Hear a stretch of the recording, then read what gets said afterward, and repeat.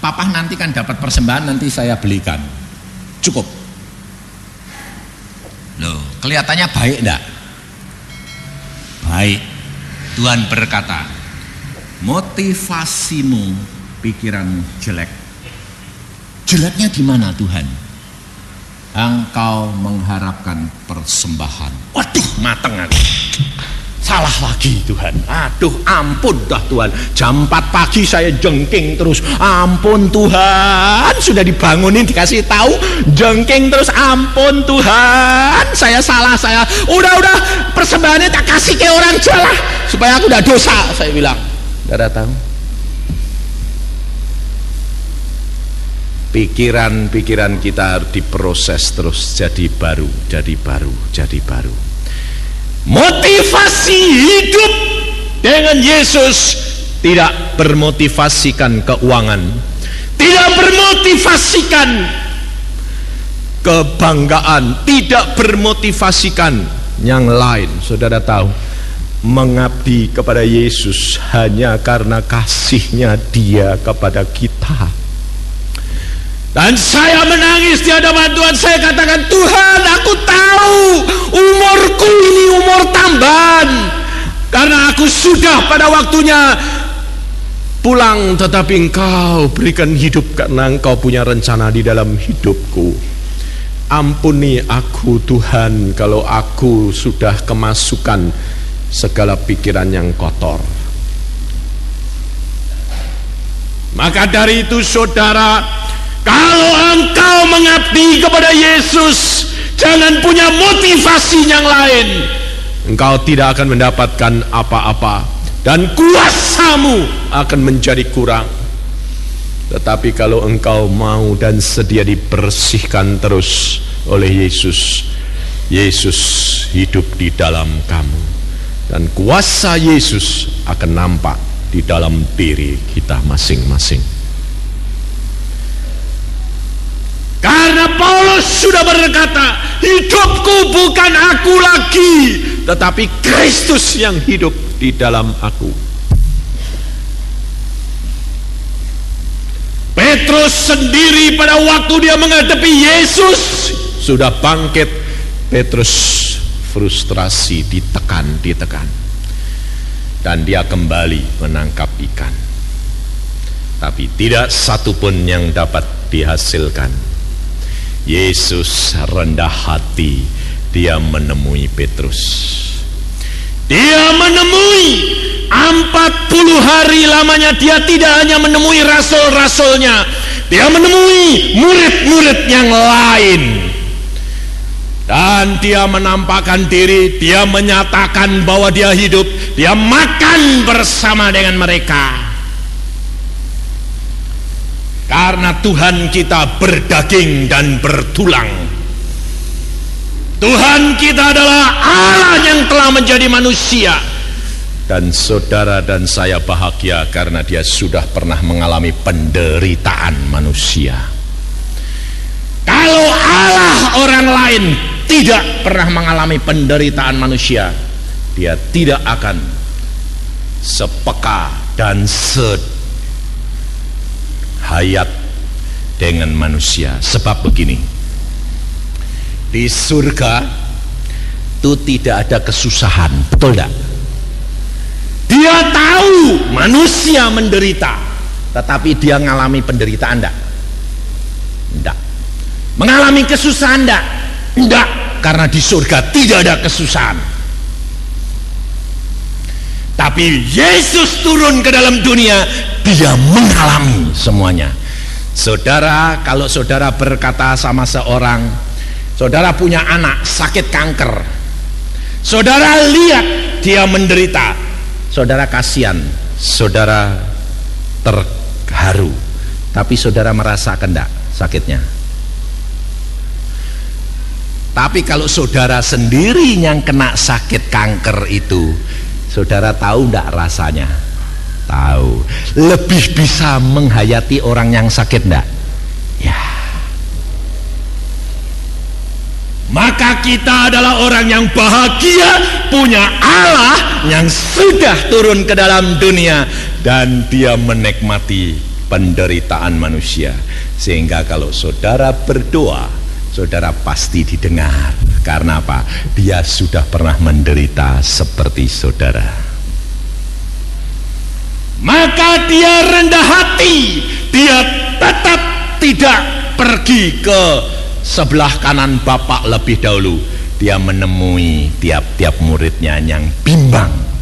Salah satu Petrus, lalu dia berkata, Simon, adakah engkau mengasihi aku? Tuhan, engkau tahu aku mengasihi engkau. Gembalakanlah domba-dombaku. Yesus memberikan harapan. Jangan engkau kembali kepada masa lampaumu lagi, tapi tanggung jawabmu gembalakan domba-dombaku. Aku masih mau memakai engkau menjadi seorang gembala. Setiap firman Tuhan jadi dan tetap, karena Allah kita adalah setia. Jadi kalau saudara ikut Tuhan, lalu bertobat, lalu baca firman, firman itu muncul menjadi rema, pegang. Allah tidak pernah meninggalkan engkau kembali.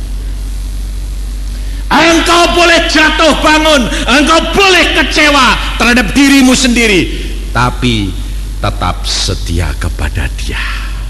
Karena Dia setia, kau akan diproses seperti Petrus dan tetap dimuliakan. Tapi murid yang lain, Thomas, coba kita lihat. Thomas pada waktu Yesus menemui murid yang lain, dia berkata, aku tidak akan percaya sebelum jariku masuk ke dalam tangannya dan nusuk ke dalam lambungnya. Kenapa Yesus tidak langsung saat itu dia muncul lalu berkata, Thomas sini? Tidak, ditunggu 8 hari. Saudara perhatikan, Yesus menantikan Thomas dibiarkan 8 hari lagi. Kenapa? Sebab Yesus mau kesetiaan Thomas harus berkumpul dengan saudara-saudaranya kembali. 8 hari kemudian Thomas ada, Yesus muncul lagi di tempat itu. Langsung dia berkata, Thomas, mari datang ke sini, masukkan jarimu ke dalam tanganku. Thomas berkata, ya Tuhanku, ya Allahku. Saudara, di dalam dunia kerap kali dididik, lihat dulu baru percaya. Tapi Yesus berkata, berbahagia orang yang percaya meskipun tidak melihat. Itu iman menjadi satu kenyataan. Itu proses pemrosesan kembali kekristenan kita, saudara. Maka dari itu berkumpul, berbakti itu penting sekali. Kita tidak usah melihat orang lain. Kita jangan melihat penampilan orang lain. Belum tentu orang seperti saya, orang lain berkata apa? Oh lah, kalau sudah seperti Pak Yusa itu ya tidak bakal goyah. Siapa bilang?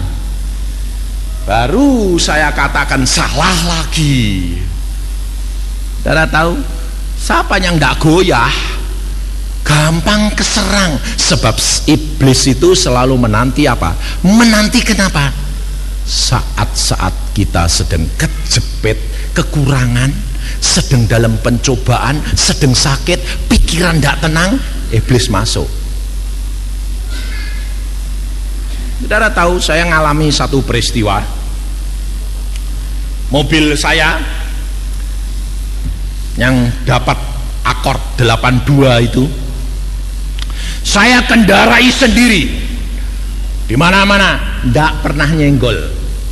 Mau ke Semarang, saya sudah pernah bersaksi toh, mau ditabrak bis, mobilku ajojing, ting ting ting lewat. Yang pasti ditabrak bis, sebabnya saya jalan 80 turun di Plelen, belok-belok, bis 2 balapan, belok jedet bis 2, seluruh jalan ditutup 2 bis. Saya bilang, Tuhan, ambiar mobilku.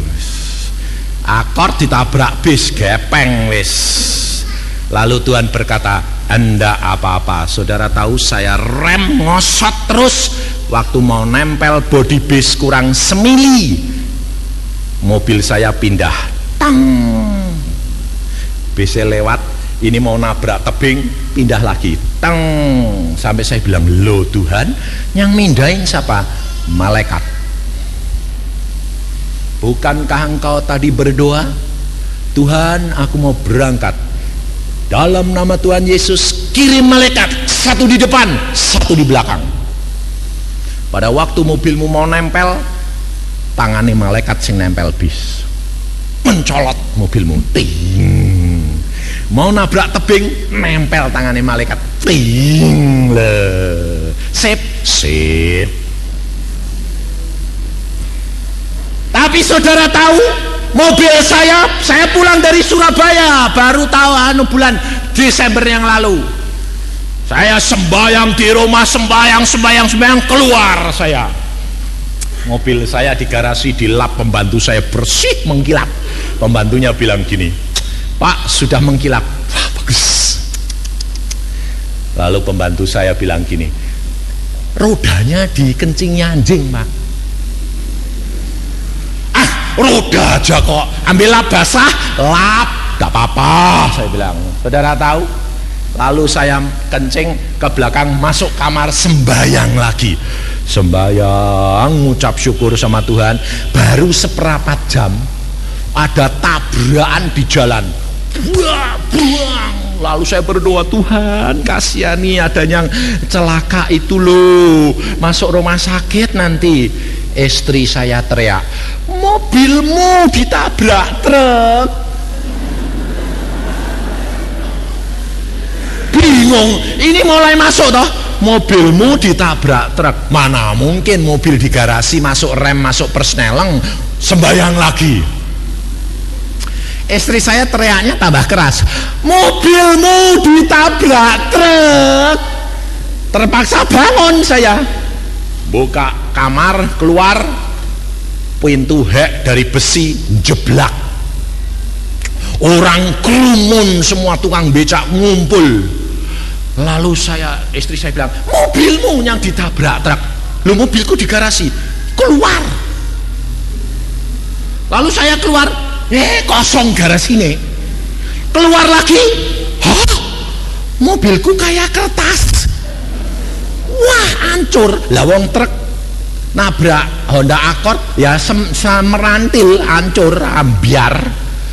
Kap bagasinya itu sampai lepas, keluar, pecah semua kaca-kacanya, depan belakang, kaca lampu, kaca bemper, ambiar semua.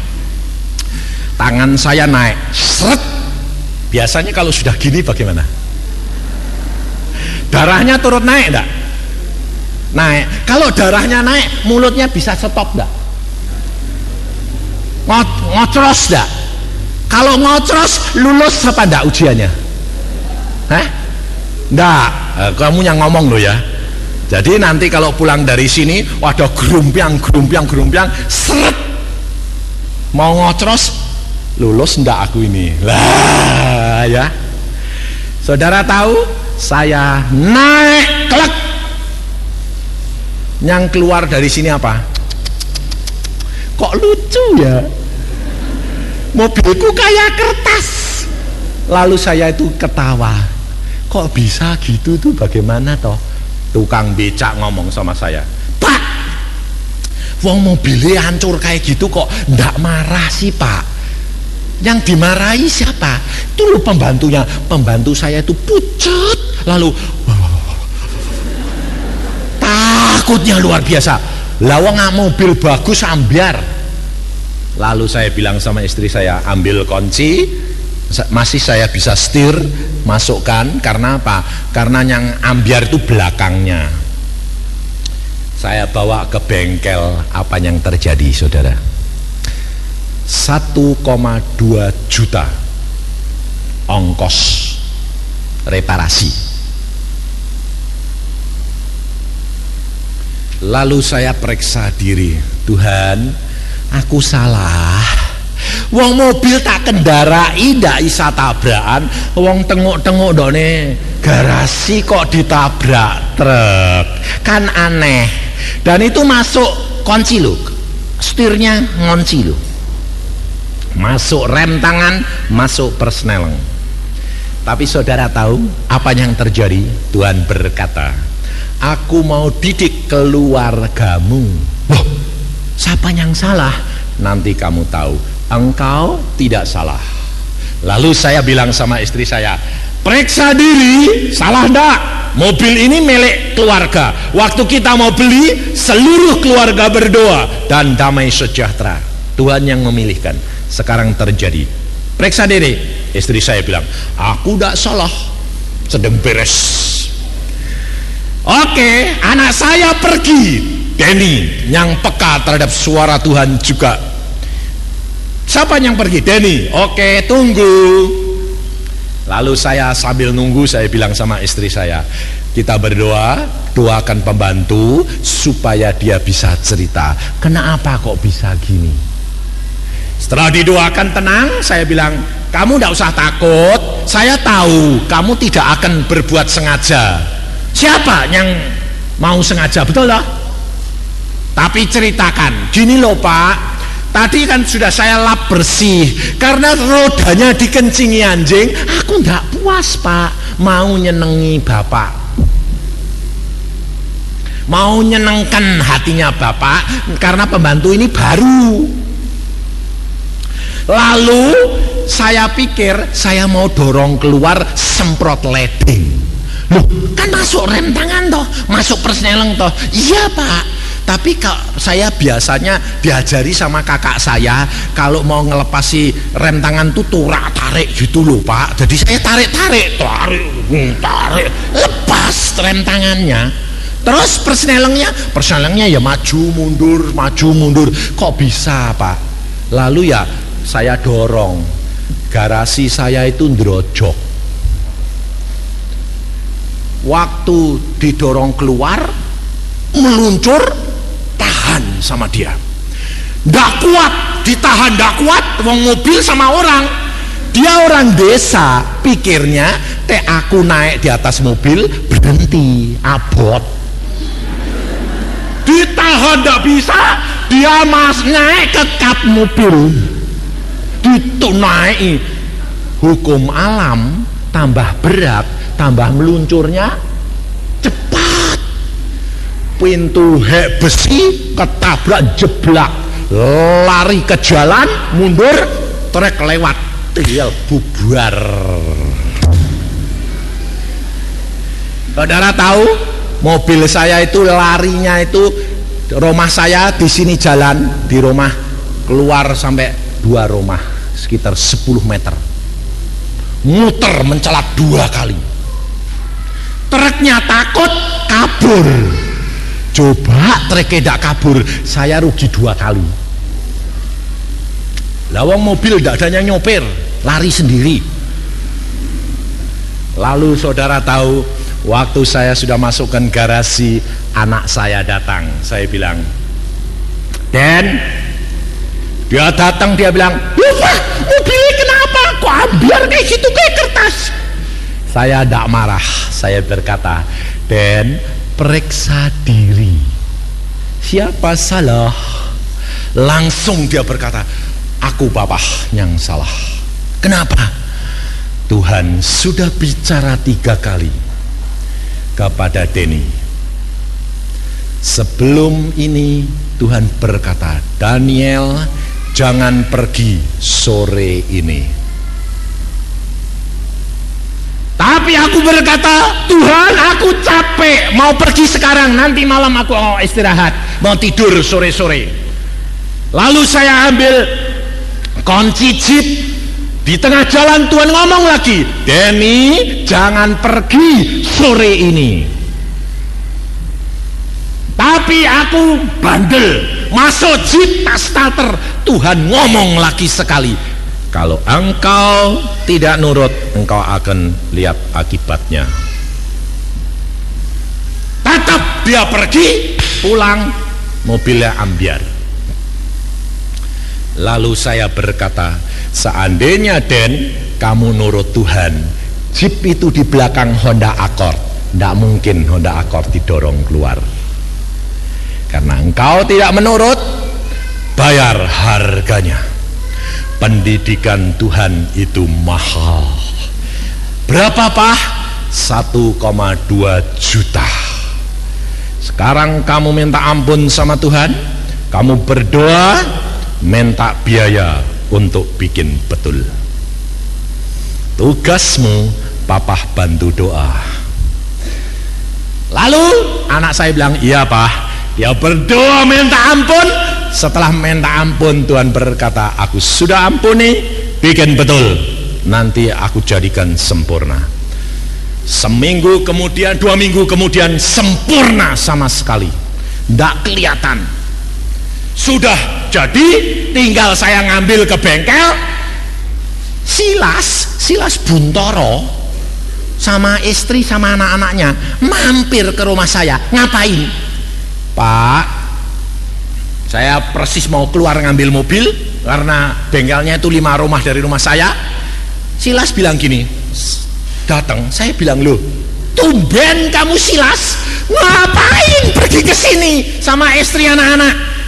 Gini loh Pak, saya ini cari mobil di Surabaya ndak dapat, di Bandung ya ndak dapat. Saya dengar mobilnya Pak Yusak kok ditabrak truk.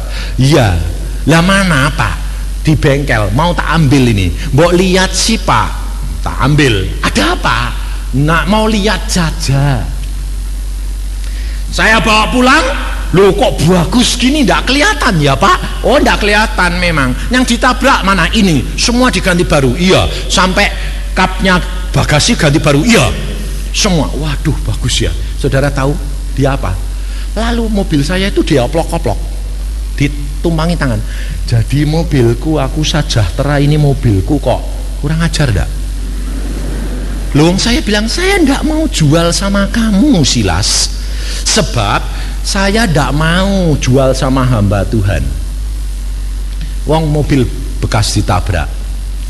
Loh Pak, aku Sejahtera. Istrinya bilang, Pak, saya lihat mobil ini kok Sejahtera ya Pak. Ini jadi mobilku aja Pak. Kalau tidak dijual sama Pak Yusa, tidak usah beli lain Pak. Pokoknya tunggu saja mobil ini jadi milikku. Saya kan gini, Silas, kowe cari saja mobil yang lain, sebab aku tidak mau jual mobil ini sama kamu. Kenapa? Gini loh Silas, terus terang saya bilang, kamu hamba Tuhan, saya hamba Tuhan, bos kita itu satu. Kalau saya jual kamu, ndak bisa dijual mahal. Loh betul ndak? Sama-sama hamba Tuhan. Loh Pak, berapa saja saya mau bayar, ndak tak jual buat kamu. Udah silahkan pulang. Lalu dia bilang, Pak, nanti kalau Tuhan bilang jual, jual ya Pak. Malah dia masuk mobil nyoba-nyoba. Anak saya Daniel keluar dari kamar. Dia bilang gini, Papa, yang datang siapa Pak? Hamba Tuhan Silas itu loh, dalam mobil itu. Tuhan ngomong tuh Pak, ngomong apa? Mobilnya kasih no Silas, jual sama Silas.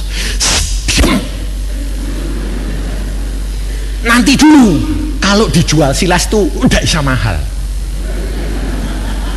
sebab dia hamba Tuhan. Lalu istri saya ngomong sama saya, kenapa? Tuhan ngomong apa? Suruh ngasih ke Silas. Berapa? 15 juta. Nanti sih dicek. Silas pulang, saya bawa ke bengkel, ke showroom, ditawar kontan 16 juta. Dan orang berkata, ini kalau mobil bapak ini kalau bapak jual sendiri 17 juta, pasti segera laku. Tapi saya kan showroom, mesti untung dong Pak. Saya kontan, saya bayar 16 juta sekarang. Tapi Tuhan ngomong suruh ngasih Silas 15 juta, rugi lagi. Lalu saya bilang, sudahlah biar Lalu saya bilang, Tuhan, kalau memang kehendakmu, Silas telepon. Dari Surabaya telepon, Pak Yusa, bagaimana? Lah saya tidak bisa bohong. Memang Silas di luar lakunya 16 juta sampai 17 juta, tapi suruh jual kamu 15 juta. Saya ambil, saya bayar. Besok dia datang, tidak bawa duit.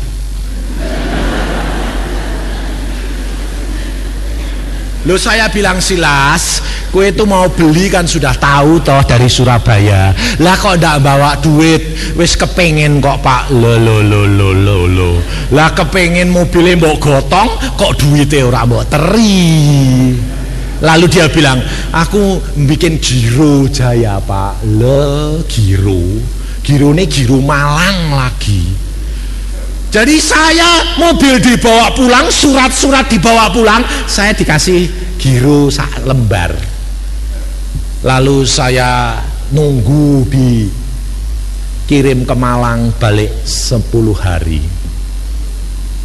Setelah dapat saya berkata, Tuhan, sekarang kau kasih mobil aku apa? Saudara tahu apa Tuhan bilang? Karena aku mau mendidik anakmu, maka mobilmu harus mengalami kerusakan. Anakmu bertobat. Tetapi engkau sebagai kepala rumah tangga, engkau menang, engkau tidak marah, engkau tidak marahi anakmu, dan engkau tetap ketawa. Aku berkati dan ganti mobil yang baru. Pergi ke Jakarta. Saya berangkat ke Jakarta. Lalu Tuhan berkata, itu mobilmu diganti lagi, Honda Accord lagi. Yang rusak tahun 82, sekarang saya pakai 84. Lalu saya bilang, waduh bagus ini. Anak saya Denny, Den, bagus. Itu dari Tuhan. Tuhan berkata, itu mobil kita. Amin. Bayar, tambah 8,5 juta. Uangnya dari mana? Dia kaya. Nurut, Allah sanggup lakukan segala perkara. Maka dari itu saudara, yang dituntut oleh Tuhan, rendah hati, sedia ditegur, sedia belajar, menurut apapun yang terjadi. Allah sanggup lakukan segala perkara bagi orang yang percaya. Amin. Mari kita berdoa.